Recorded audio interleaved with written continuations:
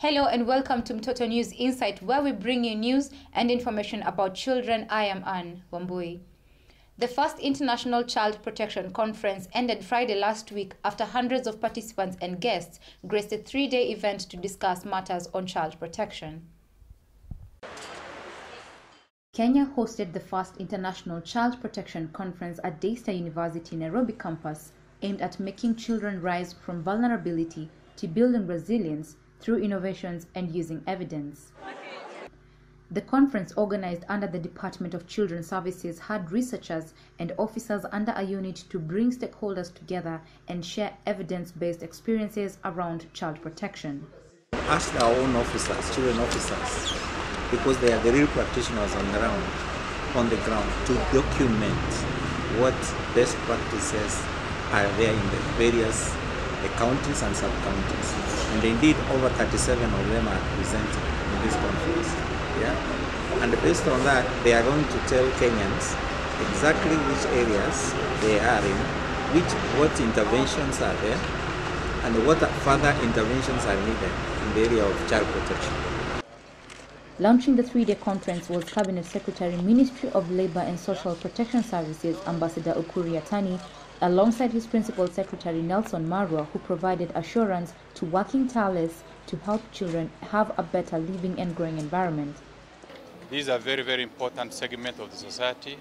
Children, they depend on the goodwill of parents, they depend on the goodwill of the country or the government for them to survive, for them to live well, for them to participate in their lifelong activities. So we are here to highlight the importance of the child and their welfare, and that's our responsibility as leaders, our responsibility as parents to nurture our children so that they can fit within the society. Marwa, who recently replaced Susan Mochache, said that the ministry is coming up with a system that will firmly deal with perpetrators violating children, especially child traffickers. The government has put security as the principal and cardinal concern. While all partners, guests and participants were gathered to discuss on matters on children, students and pupils presented their challenges and their recommendations. One of the greatest challenges with us children is to believe in ourselves and have the confidence to tell out the world that you are a bright child.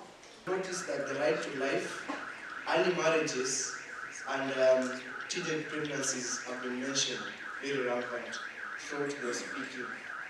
There's a solution that we came up with. Why don't we as Kenya come up with a comprehensive sexual reproductive health curriculum whereby children are taught on such things? Because parents on their own have delegated the job to teachers.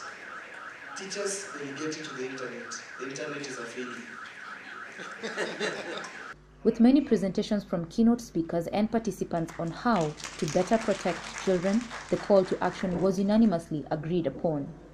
We call participants to create systems that enhance family-based care to ensure that all children, including children with disabilities, enjoy their rights to grow up in a family environment and receive appropriate care, and to prevent the need for placement of children in residential care.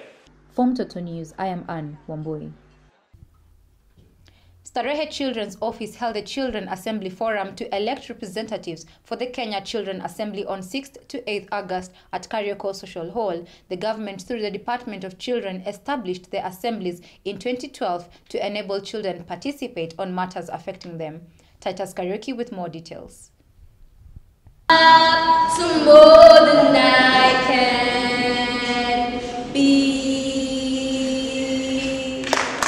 Child participation is a process of child development that provides an opportunity for children to be involved in decision-making on matters that affect their lives and to express their views in accordance with their evolving activities. It is important to recognize that children are not passive, powerless target groups, but rather capable communicators who can effectively engage in activities within their communities. Because they want authority over you.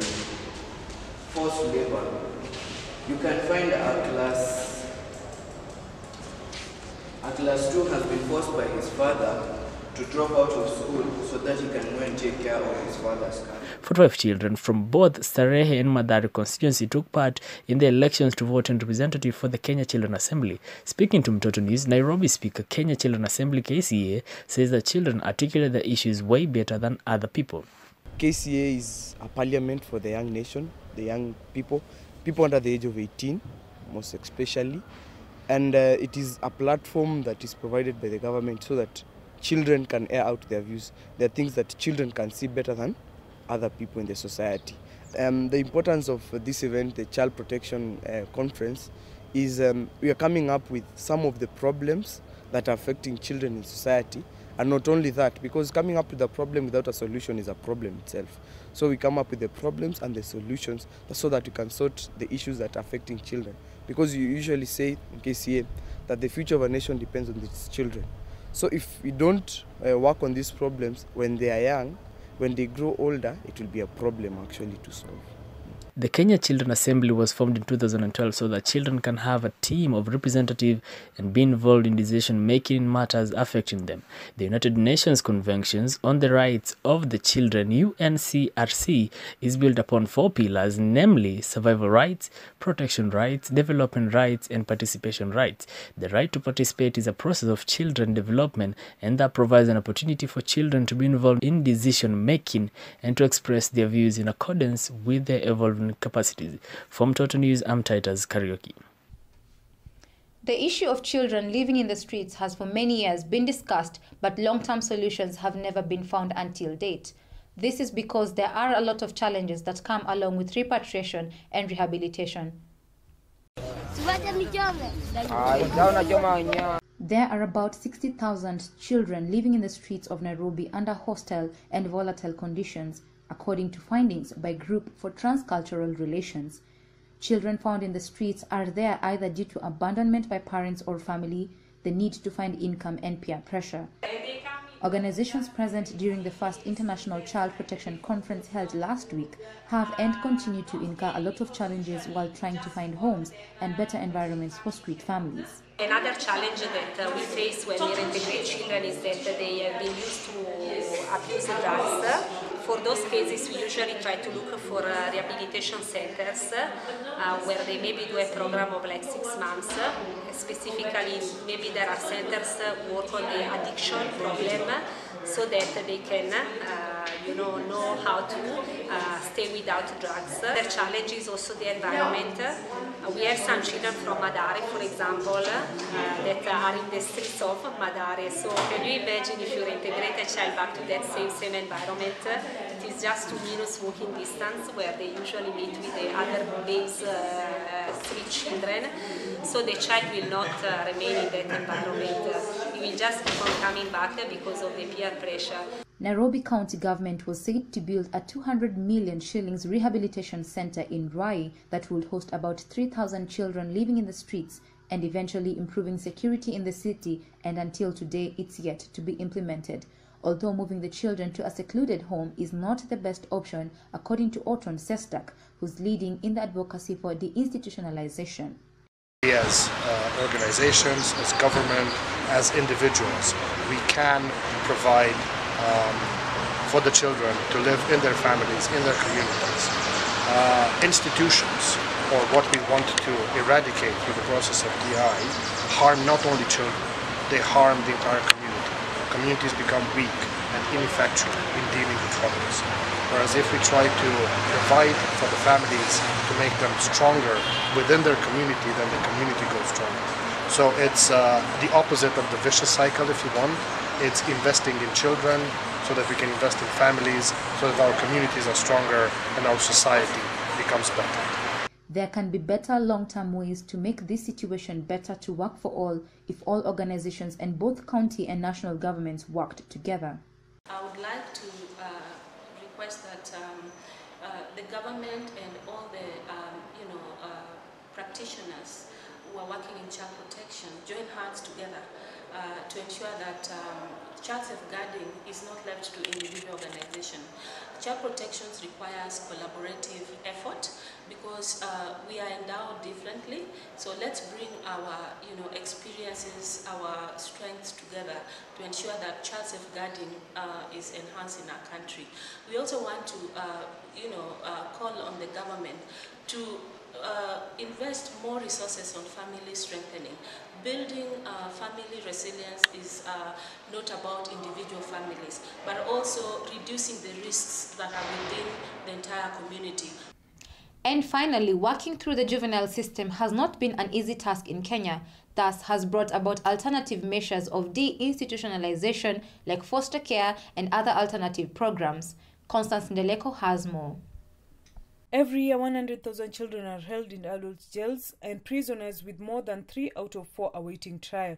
As we fight for juvenile justice for these children, we are also enhancing deinstitutionalization. The maximum and minimum sentence for a child in juvenile is 3 years after committing a capital offense. Young offenders at the correction facilities undergo deeper struggle, and the reality is that they face real challenges such as depression, trauma, and health complication. Albero de la Vita, commonly known as a prayer, in conjunction with the government, has initiated a project that aims at promoting and protecting the rights of vulnerable children and children in conflict with the law in Kenya as per the SDG 16 and UNCRC, and also placing the children under foster care services as an alternative measure to institutionalization. Our role in this project is to support FADV in implementing its activities, and personally I will be based in the institution as a social worker.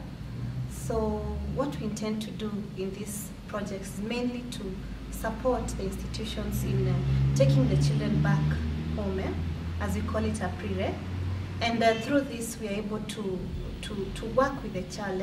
We are able to guide this child as they go back home. We are doing activities such as counseling, which is aimed at improving the behavior of this child and helping them to cope and to address the issues that really made them come into the institution.